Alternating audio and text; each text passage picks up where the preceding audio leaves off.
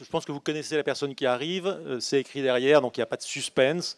Donc je vous propose d'accueillir la marraine de cette deuxième édition du Festival international de journalisme vivant, les ateliers de couture, Barbara Hendricks.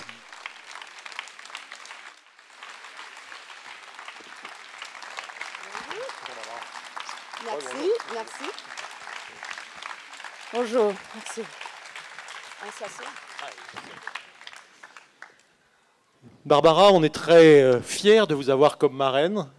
On a travaillé pendant ces derniers mois à faire ce festival, à définir un peu le menu de ces ateliers, de ces conférences. Et quand on a su que vous étiez prête à venir, on s'est dit, voilà, on tient notre marraine idéale, quelqu'un qui vient du milieu artistique, qui a une action dans le domaine des droits de l'homme, qui a une conscience sociétale importante, qui s'intéresse aux médias, puisque vous nous le dites, et régulièrement, les journaux, la presse, les médias nourrissent votre réflexion et votre connaissance du monde. Et donc voilà, c'était vraiment un vrai plaisir et c'est un vrai honneur de vous avoir parmi nous depuis hier, depuis l'ouverture du festival et jusqu'à ce soir, parce que je crois que vous partez demain, puisque vous avez un concert dimanche à la Roche d'Anteron. À la Roque d'Anteron. À la Roque d'Anteron, je l'ai mal prononcé. Et donc voilà, donc on profite que vous soyez là pour organiser cette rencontre, discussion d'une heure. On ne va pas tellement parler d'art lyrique, et heureusement pour moi, je ne suis pas un spécialiste. On va davantage parler de votre engagement auprès des Nations Unies, du Haut-Commissariat aux réfugiés, et évidemment d'une question qui aujourd'hui est particulièrement dans l'actualité, celle des réfugiés et des migrants. D'abord, je voudrais que vous nous racontiez comment vous êtes venue à devenir ambassadrice de l'ONU, des Nations Unies, et à travailler de façon assez étroite, et depuis 30 ans maintenant, une trentaine d'années, avec le Haut-Commissariat aux réfugiés, le HCR, alors que vous étiez une chanteuse d'art lyrique, qui a ensuite, on en parlait hier, également étendu son répertoire jusqu'au jazz, mais bon, on était assez loin de la question des migrants et des réfugiés. Bon, merci beaucoup. Merci aussi pour cette très gentille présentation. Bon, d'abord, je suis très honorée d'être ici parmi vous pour ce deuxième Festival international de journalisme vivant, parce que ce parti vivant est très, très important de caractère de ce festival. Moi, je suis arrivée ici parce que, pas imité par Laurence Corona, qui est la directrice de ce festival, et aussi par le fait que je trouve que le média aujourd'hui est plus important que jamais, même que menacé dans certains endroits, comme on sait qu'il a aujourd'hui, en tout cas cette semaine, un procès contre un journal à Istanbul, et on a des journalistes qui meurent dans les théâtre de guerre, je dis, comme à Mossoul, mais aussi on a un média qui a une responsabilité très importante, un pilier de la démocratie, de nos démocraties. Et c'est d'abord une des raisons que je suis ici, parce que je crois que ce rencontre entre le journalisme et les gens qui lisent les journaux, mais qui écoutent la radio, qui regardent la télévision, est très important, parce qu'on a besoin les uns des autres. On a besoin les citoyens, on a besoin de médias, et les médias ont besoin vraiment des citoyens qui ont envie d'être informés. Voilà, HCR. Ça a commencé en 86. Il y a un monsieur qui est venu me voir à Montreux, où j'habitais, pour me parler de HCR. Il m'a demandé si j'avais envie d'être parmi les premiers ambassadeurs de bonne volonté de cette organisation. Le HCR est toujours une organisation qui a le plus de soutien financier des États membres de l'ONU. Mais c'est une époque où les États commençaient à diminuer la contribution, et ils ont décidé de suivre un peu l'exemple de UNICEF, qui a eu beaucoup de succès avec les ambassadeurs très connus comme Audrey Hepburn. Je crois il avait aussi Danny Kaye, les grands artistes, Peter Ustinov, qui a beaucoup aidé faire comprendre les tâches de l'UNICEF, et le HCR, c'est même difficile à prononcer. En espagnol, c'est ACNUR. C'est vraiment UNHCR. En suédois, c'est UNHCR. Et même moi, à l'époque, moi, je ne savais pas du tout, je ne connaissais rien de cette organisation. Et quand je commençais d'apprendre un peu ce qu'ils faisaient, d'aider les réfugiés, les gens qui étaient obligés de fuir les conflits, la persécution, j'avais décidé que ça accordait très bien avec mon idée qui au-dessus de tous nos différends, il a les droits humains. On se trouve tous dans la même communauté sur les articles de la Déclaration universelle des droits de l'homme. Et comment je suis arrivée à ça? Ça a commencé, bon, maintenant, il a presque 70 ans, dans les bleds de Arkansas, vous dites ici, le sud des États-Unis. Et moi, je suis née le 20 novembre 1948, 20 jours avant la Déclaration universelle des droits humains. Mais je suis née chez mes grands-parents. Ni mes grands-parents, ni mes parents n'ont jamais entendu parler de cette déclaration. Mais ils connaissaient très bien les lois de Jim Crow, qui étaient les lois d'apartheid que les Américains ont fait instaurer, surtout dans le Sud, après l'abolition de l'esclavage pour séparer les races, dans tous les lieux publics, les hôpitaux, les écoles, les hôtels et même les fontaines d'eau. J'ai eu la chance d'être témoin, parce que j'étais un peu trop jeune pour participer, dans la lutte pour les droits civiques aux États-Unis menée par Martin Luther King et beaucoup d'autres dont on ne connaît pas leur nom. Mais c'est une époque qui m'a donné un énorme espoir. C'était une époque difficile, dangereuse. Mais en 64, le 4 juillet, le Congrès a passé les lois du Civil Rights Bill qui donnait les droits de voter à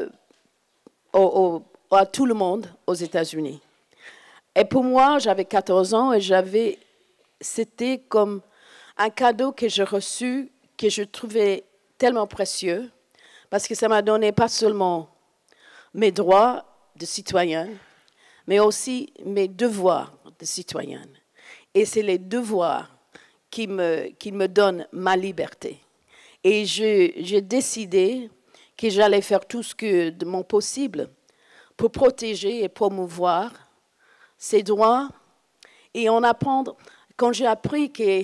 Parce que je dis, là, j'avais 14 ans. Après, je suis allée à l'université. On avait manifesté contre la guerre au Vietnam, mais aussi pour les droits des femmes. Et c'est une époque où il y avait beaucoup de groupes différents qui se manifestaient pour leurs droits.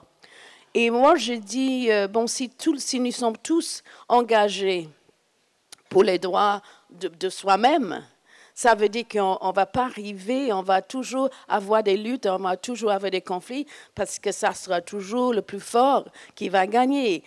Mais ça doit exister quelque chose où on fait toute partie de cette même communauté.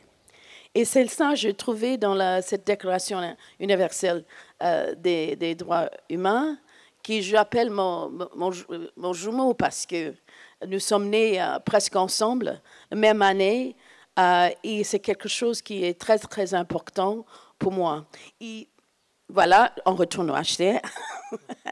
et quand ils m'ont demandé, et je commençais de comprendre ce travail, de rencontrer des réfugiés et aussi mes collègues qui travaillent avec les réfugiés, qui ont vraiment dévoué des fois les gens qui perdent leur vie pour ce travail.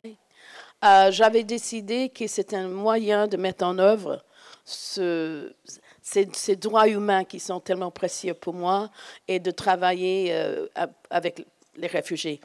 Et depuis mon premier voyage, c'était en Afrique, J'ai rencontré deux groupes de réfugiés, un groupe de la Namibie qui préparait l'indépendance, qui sont sur le chemin de partir de la Zambie, et un autre qui était un groupe de les gens de Mozambique, qui malheureusement ont resté encore 14 ans avant de pouvoir retourner chez eux. Et c'est comme ça que je commençais. C'était un peu long, mais j'avais besoin de donner un peu de l'histoire. Et aujourd'hui, alors déjà un point que j'ai oublié de signaler, donc je profite d'y penser tout de suite pour rappeler qu'après cette conférence, à 18h, Barbara fera une séance de dédicace à la librairie. Hein, je vous le dis, parce que si j'oublie tout à l'heure, on va me le reprocher, donc je préfère vous le dire pendant que j'y pense. Parce que moi, j'avais oublié. Bon, voilà, donc ça, au moins, je voulais rappeler. Oui. Revenons à ce dont nous parlions. Donc cette question des réfugiés. Alors, actuellement, il y a une zone de crise depuis plusieurs années qu'on connaît bien, qui est la zone syrienne, avec énormément de réfugiés qui, pour la plupart, ont gagné la Turquie, puis pour une certaine partie d'entre eux, tentent de gagner l'Europe, l'Italie, la France et l'Angleterre, le Royaume-Uni, mais également un foyer de conflit qui est le Sud-Soudan. Il y a énormément de populations déplacées dans des camps très éphémères et sous la menace de règlement de comptes ethniques en général. Ça veut dire que ce combat, c'est un combat qui sera un éternel recommencement, qui ne sera jamais complètement gagné, qu'il faudra toujours mener de la même façon, avec opiniâtreté, comme vous le faites depuis 30 ans. Les choses ont beaucoup changé depuis quand j'ai commencé, mais je vais vous... La convention des réfugiés qui était faite en 1951, qui est entrée en vigueur en 1954. Et en 1956, quand les chars soviétiques sont entrés à Budapest, l'HCR avait la première grande action d'HCR, c'est de s'occuper de 200 000 Hongrois qui ont fui après l'entrée des chars soviétiques, qui ont fui en Autriche. Et depuis ce temps-là, c'était l'exemple de l'action de l'HCR. Moi, je dis ça parce que je crois que les Hongrois, ils ont oublié que 200 000 d'eux ont été aidés par l'HCR pour venir, et la plupart et beaucoup vivre ici en Europe. Mais les conflits ont changé depuis. On avait l'habitude des guerres quand c'était les militaires qui étaient les blessés et pas les civils. Et maintenant, c'est plutôt les civils qui sont ciblés même. Et qui rendent la situation des réfugiés. On a aujourd'hui plus que 65 millions de gens qui sont déplacés. Les plupart, deux tiers, sont déplacés intérieurement. Mais les plupart restent dans la région. Ils ne sont pas ici en Europe. Ils restent dans la région. Et un pays comme le Liban, qui a une population de 4 millions de personnes, ils ont presque 2 millions de réfugiés, parce qu'ils ont aussi les réfugiés palestiniens et ils ont des Syriens, plus qu'1 million de Syriens. Je crois que le changement, c'est qu'il faut, surtout ici en Europe, avoir vraiment une vraie politique de l'immigration et d'aider des gens à chercher les visas avant de prendre les risques de traverser la mer Méditerranée dans les bateaux qui ne sont pas du tout fiables. Et c'est quelque chose que l'Europe n'a pas encore fait. On espère que cette crise, parce que on dit la crise des réfugiés et des migrants, mais c'est aussi une crise de solidarité, je trouve. Et qu'il faut voir que les réfugiés, les migrants, ils sont nous, ils sont nos frères, nos sœurs, nos enfants. Et il faut qu'on trouve une solution qui est juste pour les aider. Les plupart fuient la guerre, les situations épouvantables. Mais je crois que si on a d'abord un sens de prendre le partage des responsabilités, surtout ici en Europe, qu'on peut trouver des solutions pour aider les gens qui sont en fuite. même que l'HCR n'a pas la possibilité d'arrêter les guerres, malheureusement, mais parce que ça sera vraiment la solution, d'éviter les guerres et qu'on ne peut pas les éviter, de les arrêter. Alors, ce qu'on a appelé la crise des migrants depuis 3-4 ans a révélé quand même une Europe qui a du mal à s'entendre sur une politique commune. Bon, il y a une politique de quotas, mais qui est refusée par un certain nombre de pays, notamment en Europe de l'Est. Finalement, le seul pays qui a montré, sous l'impulsion de la chancelière Merkel, une certaine dynamique en termes d'accueil des migrants, ça a été l'Allemagne. Ça a d'ailleurs été reproché ensuite à Angela Merkel, mais bon, elle a tenu bon jusqu'à maintenant. Est-ce que vous avez été déçu par l'attitude de certains pays, dont la France, dont certains pensent qu'elle n'a pas été à la hauteur de ses valeurs d'accueil et qu'elle a pris une part minime de de ce qu'elle aurait pu prendre par rapport à l'accueil des migrants? Bon, d'abord, je lui dis qu'il avait aussi un autre pays dont je suis citoyen, qui est la Suède, qui avait pris beaucoup de réfugiés. Et aussi, je crois qu'il même en Autriche. Mais bien sûr, la voix de Mme Merkel est une voix qui était très importante pour son attitude envers cette situation des réfugiés. Moi, je crois que tous les pays peuvent faire plus, parce que je crois que l'année passée, on n'avait même pas 200 000 réfugiés qui étaient réinstallés. Moi, j'étais récemment en Grèce, où il y a des milliers de gens qui attendent, des milliers de gens qui, on avait dit, qui sera réinstallés ici en Europe, qui attendent toujours. Et bien sûr, la France peut faire plus. Tous les pays peuvent faire plus. Je crois que même aujourd'hui, que le haut-commissaire, il avait fait publier des suggestions pour la France et pour le reste de l'Europe pour aider la situation. Je crois qu'il faut travailler avec la situation qu'on a. On a cette guerre en Syrie, cette chaos, mais il faut trouver des solutions qui sont, je dis, humaines, parce que on parle des autres êtres humains. Et je crois qu'on a la possibilité en Europe de trouver des solutions si on partage les responsabilités. On a de la place. Je crois que moi, j'ai rencontré des milliers de réfugiés. Ils sont des familles comme la mienne, comme la vôtre. Ils sont des gens qui pensent les mêmes choses. Ils ont envie que les enfants ils vont à l'école, qu'ils ont une éducation, qu'ils ont un avenir. Et je crois qu'il faut commencer de là, de voir. Moi, je demande souvent les gens, si vous pouvez imaginer, si vous avez 20 minutes, une demi-heure, et quelqu'un dit, il faut partir maintenant, avec ce que vous pouvez prendre dans la main avec vos enfants. Une fois vous avez traversé la Méditerranée dans un bateau avec les enfants qui ne savent pas nager, quel est l'accueil que vous aimeriez recevoir? Il faut juste essayer d'imaginer qu'est-ce qu'on allait faire si on était dans la même situation. Les gens qui habitent en Syrie, ils n'ont jamais imaginé de se trouver dans cette situation. C'était pas, il a 5 ans, il a juste 5 ans, mais on avait dit il y a 7 ans, il n'avait pas de guerre. Ils n'ont pas pensé à faire la guerre là-bas. Et je crois qu'ils n'ont pas demandé ça. Et il faut juste penser que ça peut nous arriver. Parce que, oui, on a eu la chance d'avoir la paix ici, en Europe. Bon, on exclut la Yougoslavie, mais en général, vraiment, toute une génération, ma génération, on a la chance d'avoir vécu vraiment en paix. Mais ce n'est pas une garantie. On voit avec la montée des populismes un peu partout ça change beaucoup plus vite qu'on peut imaginer. Est-ce qu'on n'a jamais pu imaginer d'avoir un Donald Trump président des États-Unis? Oui, son politique, c'est dangereux et il me fait peur.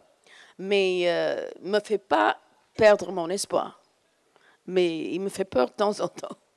Alors, puisque vous parlez des États-Unis, c'est aussi et de l'élection de Donald Trump, il y a aussi toute la question là, une autre question de migration, qui sont les Mexicains qui sont, pour certains, en situation légale, pour d'autres en situation illégale aux États-Unis. Ils sont plusieurs millions.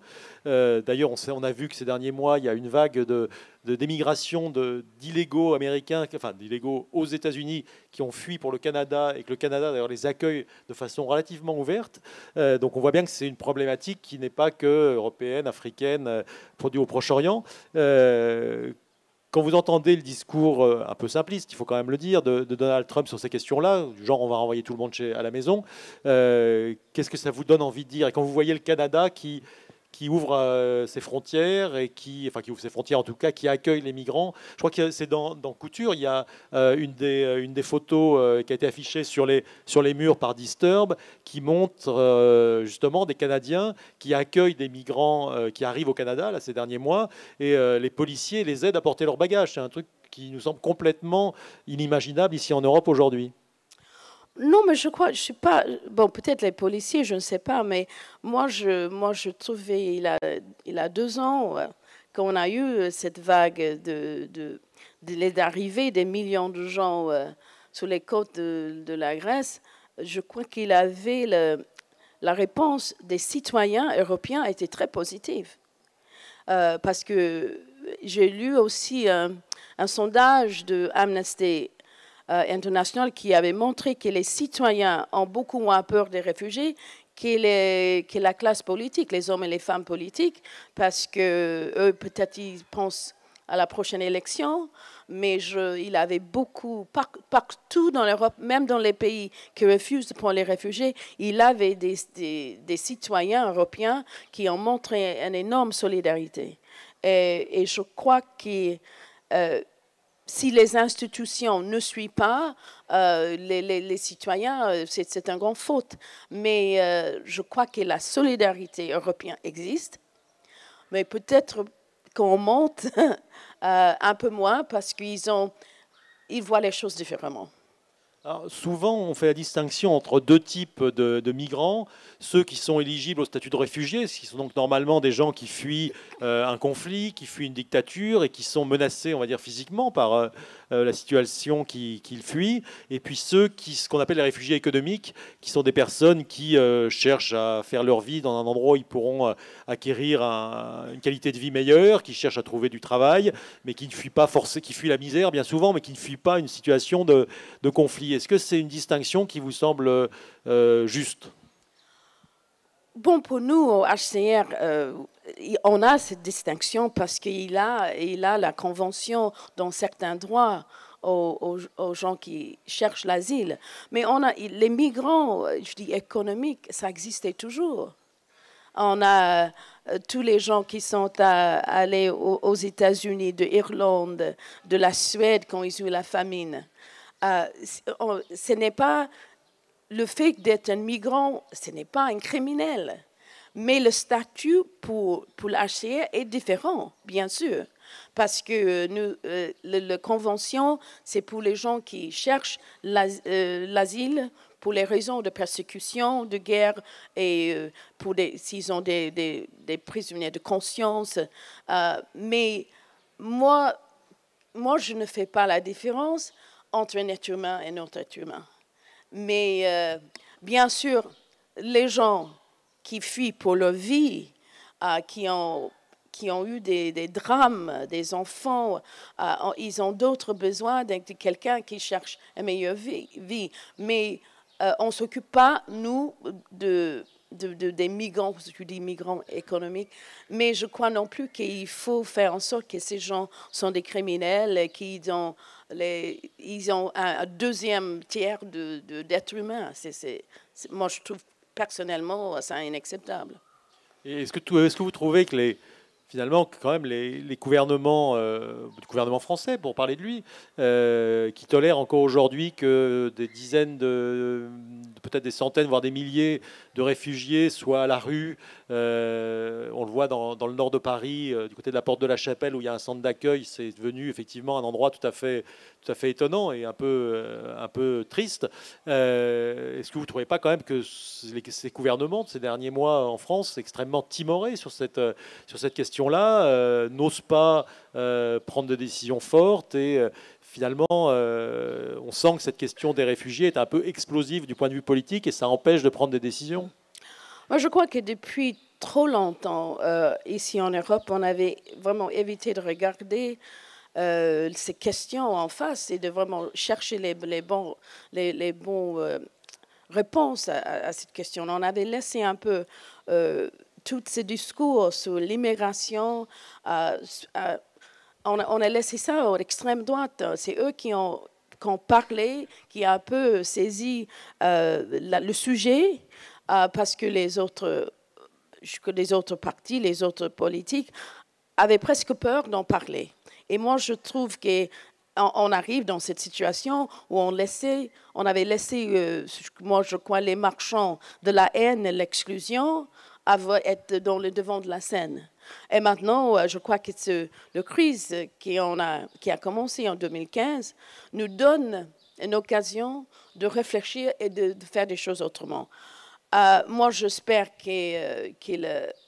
comme la France est un pays qui a de tolérance, qui le gouvernement, maintenant vous avez un nouveau gouvernement, on va voir qu'est-ce qu'il va faire, qu'est-ce que ce gouvernement va faire pour améliorer la situation des demandeurs d'asile. Je sais que Madame la maire de Paris a fait des choses très positives, a des idées qui étaient un peu pas en accord avec le gouvernement et des choses très positives pour aider les demandeurs d'asile.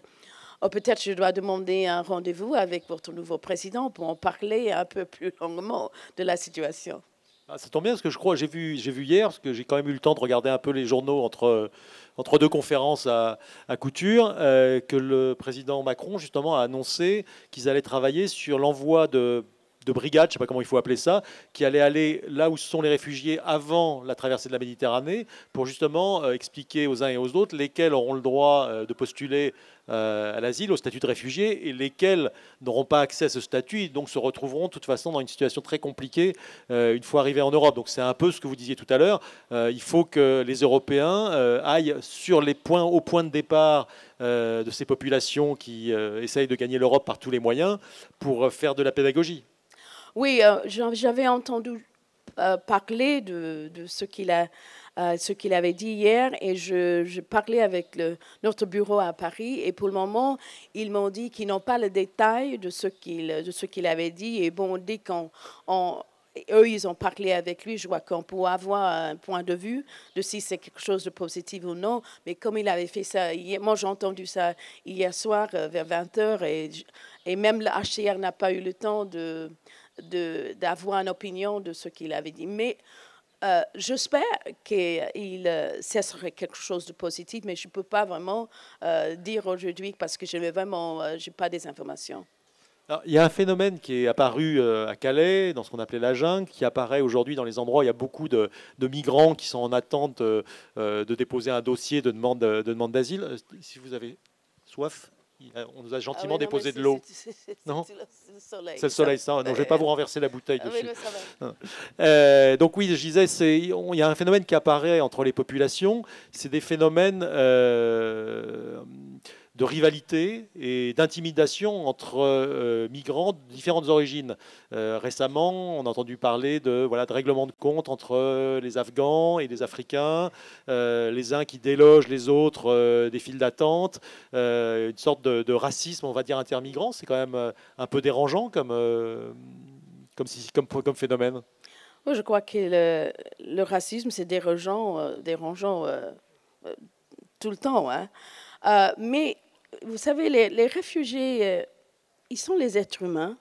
Ils ont les mêmes réactions que nous dans d'autres situations. Est-ce que je suis sûre que vous avez fait la queue à Charles de Gaulle pour prendre l'avion. Oh là là, mais vraiment, les réactions des gens, des fois, on se demande, vraiment, on va tous prendre le même avion. On va tous arriver en même temps. Est-ce qu'on a vraiment besoin de... Des fois, des gens peuvent être très désagréables.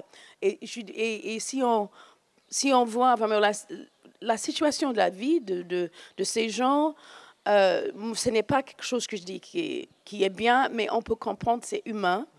des gens qui, après les traversées, après des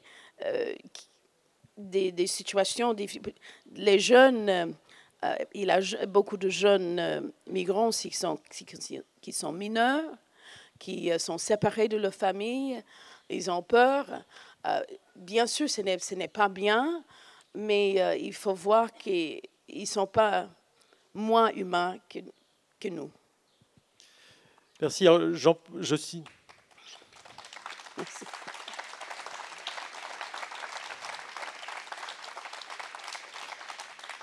Avant de vous passer la parole, parce que vous aurez certainement quelques questions aussi à poser à Barbara Hendrick, je vous signale que demain après-midi, il y a un certain nombre de rendez-vous autour de cette question des réfugiés. Dans le cadre de l'atelier Changer de vie, il y a une rencontre avec Ward Kasrin, je ne sais pas si je le prononce bien, qui est un réfugié syrien qui a reconstruit sa vie en France, ici. Il est devenu étudiant après avoir fui la Syrie.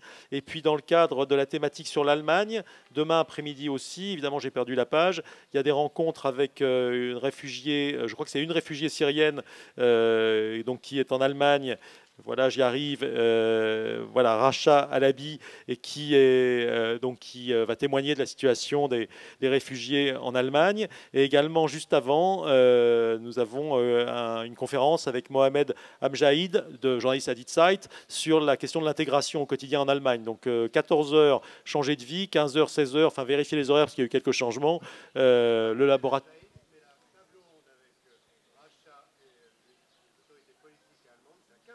Voilà, donc la table ronde avec Racha Alabi, c'est ça, est avancée à 15h30 au lieu de 16h. Vous regarderez ça sur les tableaux. Mais en tout cas, demain après-midi, voilà, c'est un sujet qui va être vraiment au cœur de nos conférences et de nos échanges. Alors, on n'a pas énormément de temps, donc on va prendre a priori une ou deux questions. Est-ce que parmi vous, il y a des gens... Alors, une question tout au fond. Je vous passe le micro. C'est le monsieur là qui est en blanc avec la chemise blanche. Alors.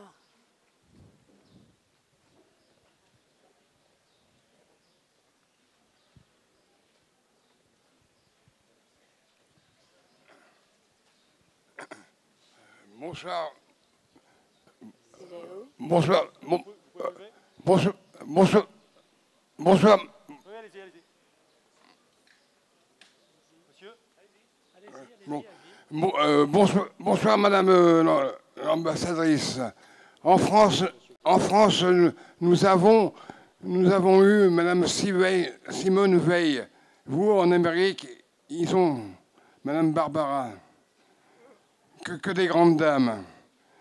Je voulais vous poser cette question. Pourquoi qu'en France, notre président de la République, dans notre belle France, imposerait pas, si vous voulez, dans chaque commune, au prorata bien sûr du nombre d'habitants, un nombre de migrants? Ça serait obligatoire. Vous voyez, on ne pourrait pas les refuser. Bon. Dites-moi votre avis là-dessus. Oui, moi je crois que il faut aussi, et c'est très important, que quand des réfugiés viennent habiter quelque part, qu'on prenne en considération des gens qui habitent là. Forcer, moi je ne dis pas forcer, mais essayer de convaincre les gens d'accueillir, oui. Mais il doit, moi je trouve que c'est très important qu'il y ait une rencontre entre les gens. Ce n'est pas... On ne va pas forcer, on va dire, voilà une famille des êtres humains comme nous. Il faut qu'on ouvre nos cœurs pour les accueillir, mais pas pour les forcer. Moi, je serais vraiment contre de faire des choses comme ça. Je crois qu'on ne fait pas assez d'aller préparer les communautés quand des familles de réfugiés vont venir habiter parmi eux, de leur montrer qui ils sont, un peu leur culture. Je crois qu'il ne faut pas oublier la dimension humaine parce que, je dis, après tout, ce qui est important dans la vie quotidienne, est toujours la personne qui est en face de vous. Ça peut être un membre de votre famille, quelqu'un au travail, quelqu'un dans la rue. Nos relations avec eux. Et de les forcer, je trouve qu'il y a aussi un manque de respect pour une communauté comme ça. Mais je peux essayer de convaincre les gens d'ouvrir leur cœur et d'accueillir quelqu'un qui en a besoin.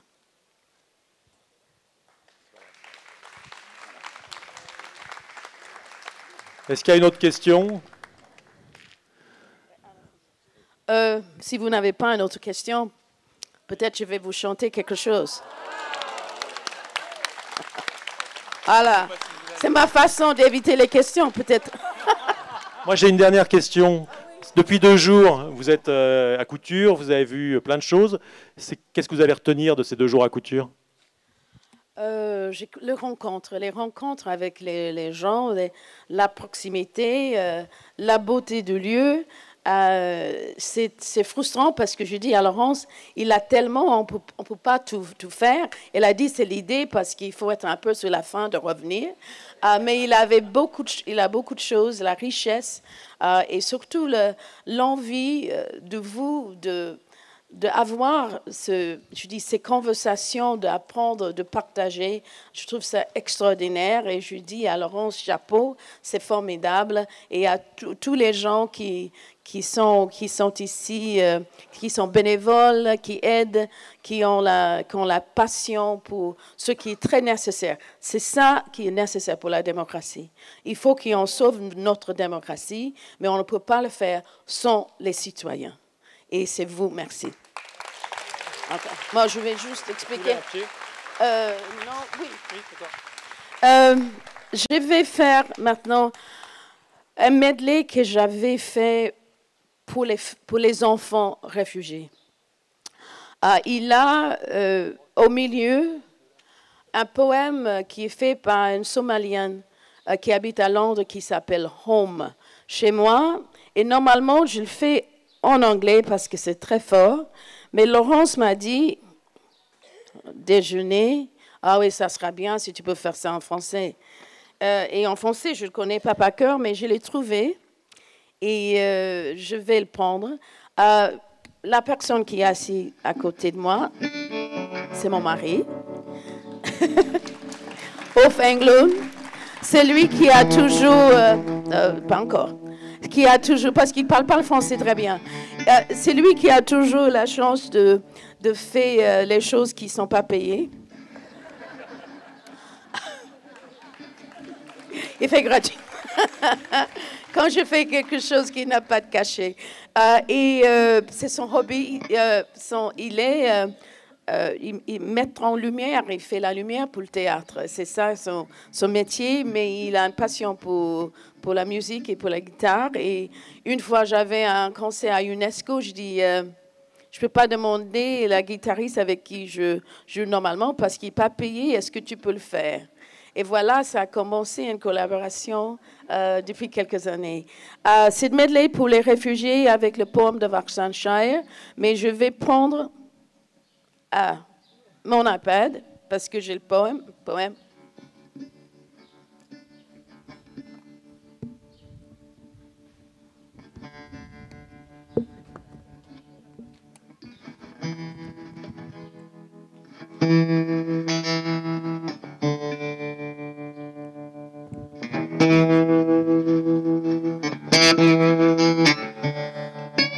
Le 10 décembre 1948, l'Assemblée générale des Nations unies a proclamé et déclaré la Déclaration universelle des droits humains.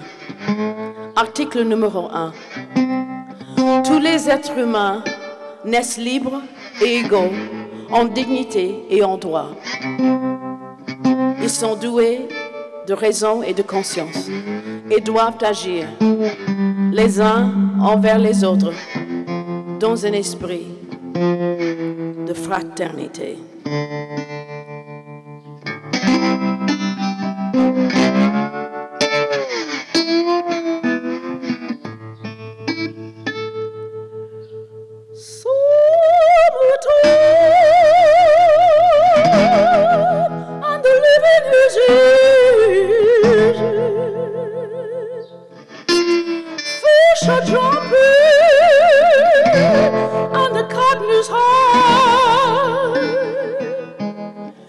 Your daddy's rich. And your mama's so good looking. So hush, little baby, don't you cry. One of these mornings, you're gonna rise up singing. Then you spread your wings and take the sky. But to that morning, there's nothing can harm you. With Daddy and Mommy standing by.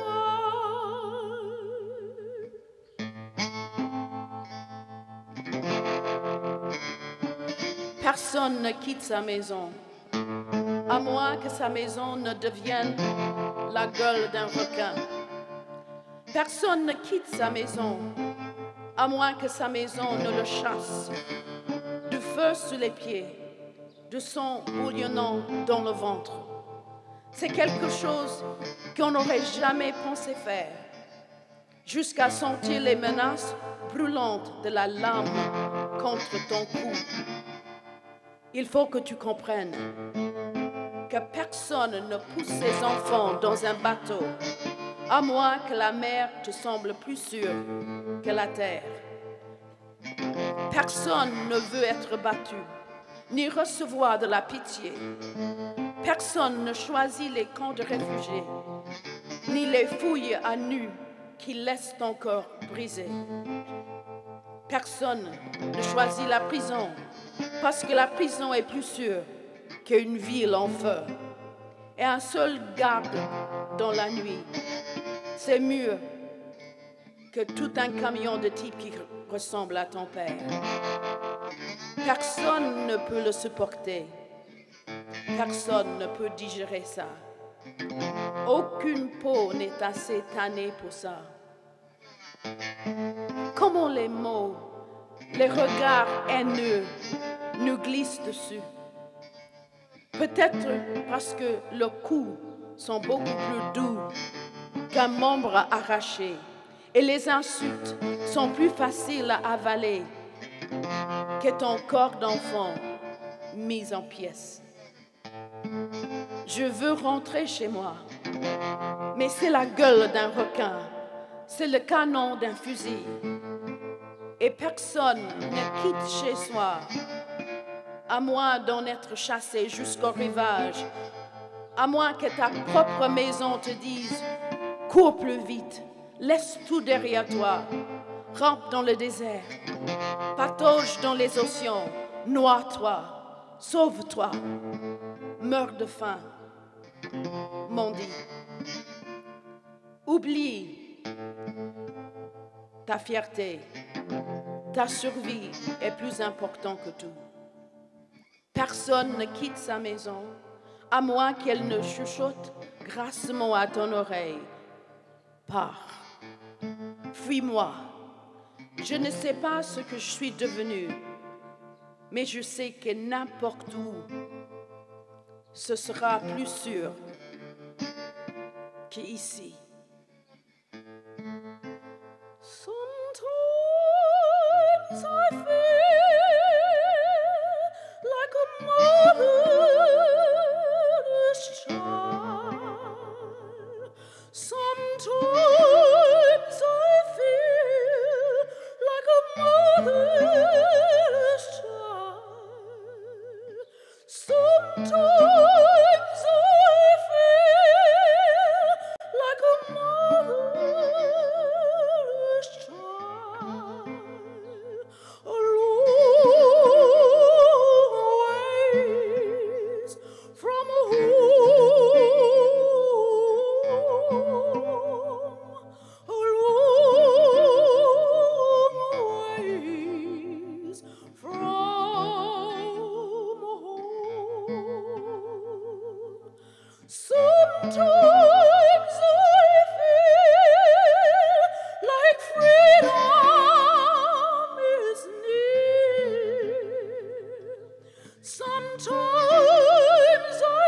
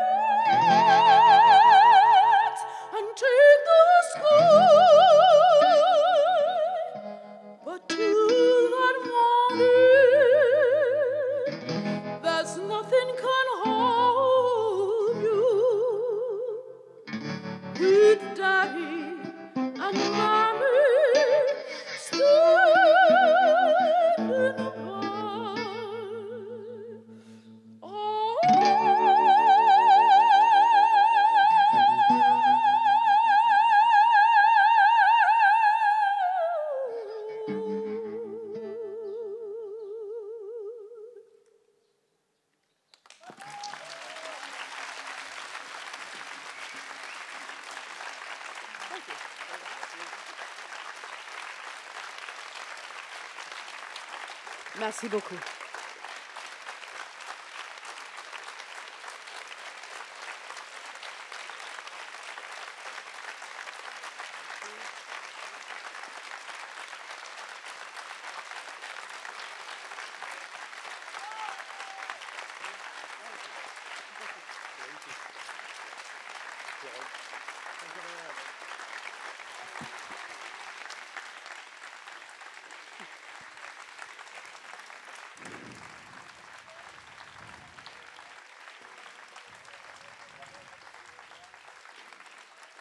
Merci Rolf, merci Barbara.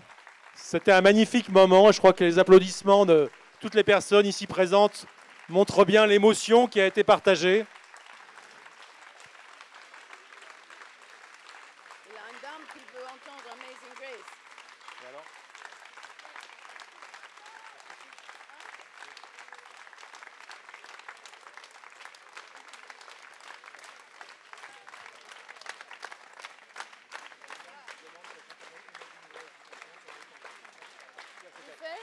Bien sûr.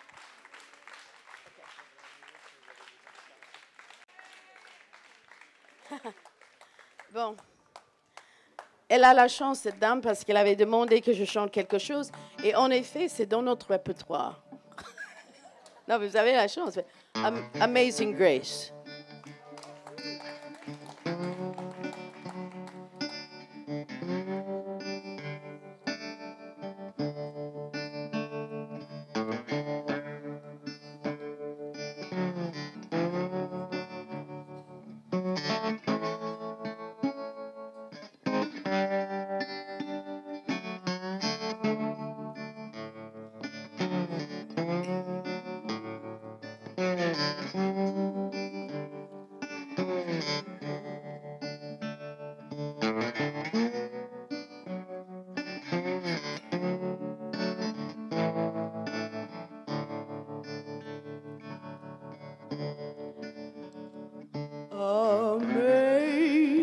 Amazing grace, how sweet the sound that saved a wretch like me. I once was lost, but now I'm found. Was blind, but now I see.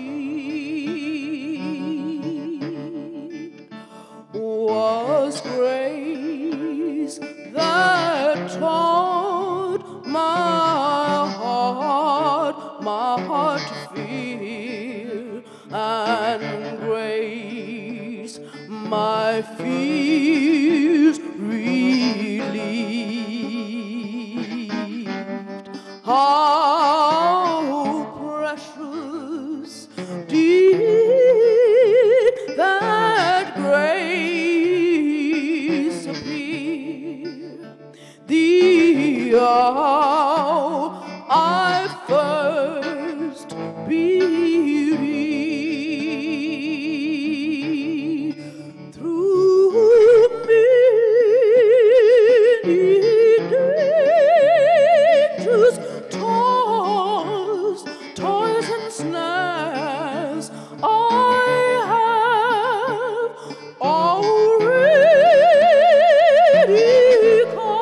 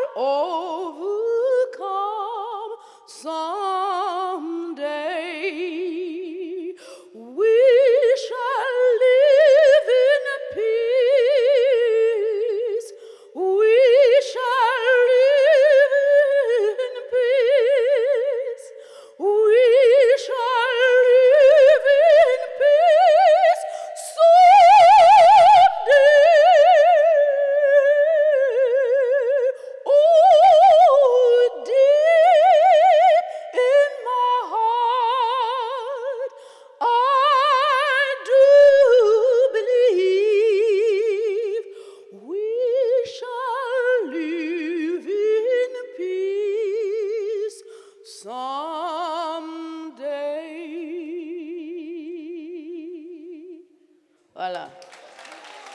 Merci.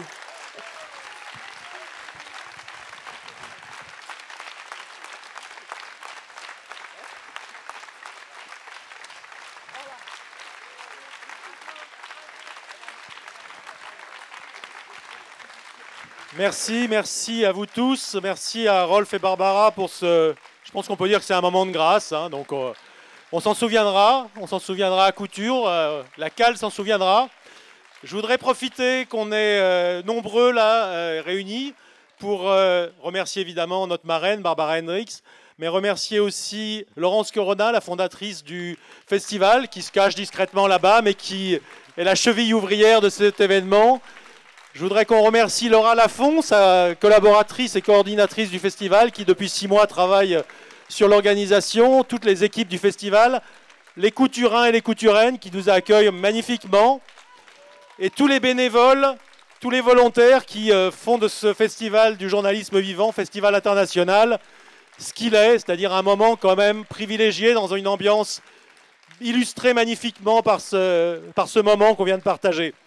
Donc merci à tous, merci à toutes. Je vous rappelle qu'il va y avoir une séance de dédicace à la librairie des Hirondelles avec Barbara et quelques autres dans les minutes qui suivent.